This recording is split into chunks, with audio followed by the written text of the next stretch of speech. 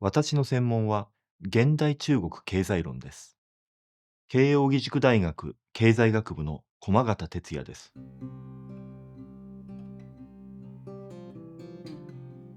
中国は旧ソ連東欧と異なり、計画経済から市場経済への体制移行を持続的経済成長を伴って実現しました。巨大な竜とも例えられる中国の移行はどんな論理で説明できるか、具体的な産業の発展と関わらせて考えてきました。この課題に現地調査、フィールドワークをベースに取り組んできました。80年代の終わりに中国に留学して、市場化に対応して変化する農村を見学する機会を得ました。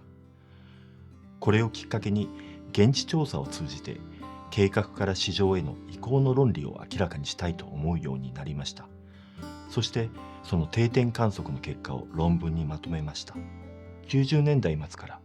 中国政府は中小企業の振興を図るようになりました。ちょうどそのタイミングで私は運よく日中共同プロジェクトに参加することができました。数年にわたる現地調査で得た結論は、中国における中小企業の振興は実は民間企業の振興と重なっているということで、私が観察したのは計画経済、公有制経済の遺産を使い尽くす体制移行の過程でもあったということでした。現地調査の機会に恵まれない時期もありました。その時は中国国内ではかえって難しいテーマを選んで、中国の体制移行の特徴を描き出すことを試みました。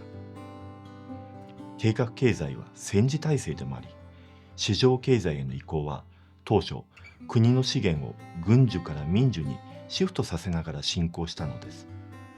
そこで計画から市場への移行を国防経済を事例に検討しました。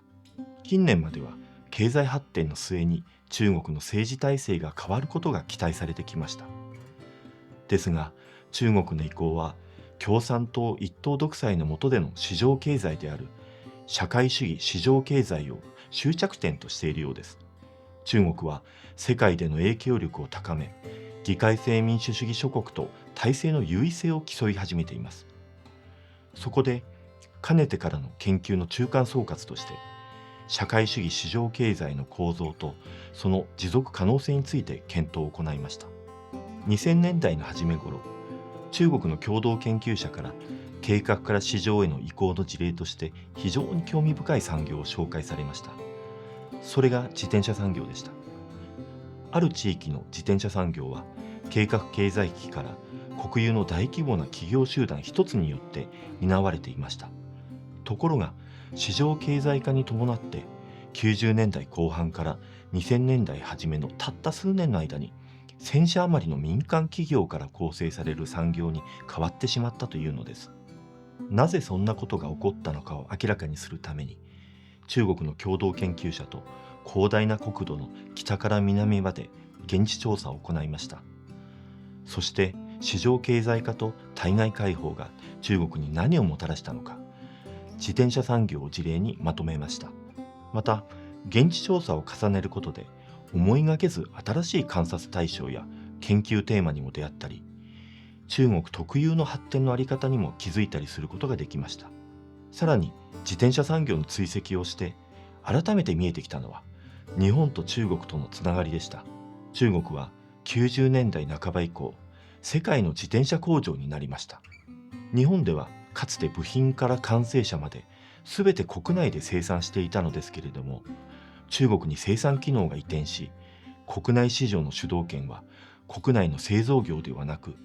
中国から適切に調達できる事業者に移りました。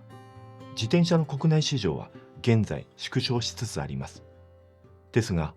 移動の効率化、人の健康増進、医療費の削減を通じた財政への貢献など、自転車産業は市場規模をはるかに超える経済効果を持つ産業です。そこで現在、自転車産業の研究を進めると同時に、業界団体の運営に関与しながら、日本の自転車産業の振興を図る実践的活動も行っています。